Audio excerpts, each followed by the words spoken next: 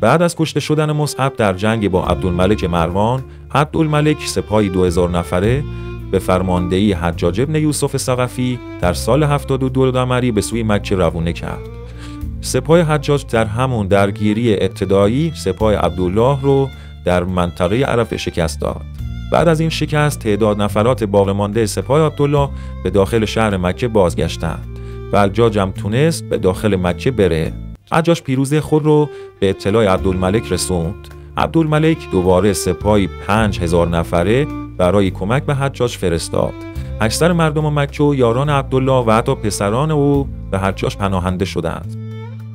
در این جنگ سپاه حجاج با منجنیق خانه کعبه رو مورد اصابت قرار داد. عبدالله توسط برخورد سنگ در مسجد الحرام کشته شد.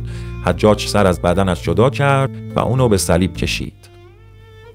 امام علی علیه السلام دربارش فرموده بودند او مکار و حیله‌گر است، دنبال کاری بی‌فرجام می‌رود، از ریسمان دین برای صید دنیا استفاده می‌کند و سرانجام مصلوب قریش خواهد شد. و این چنین این پیشگویی دقیق سالها بعد به حقیقت پیوست.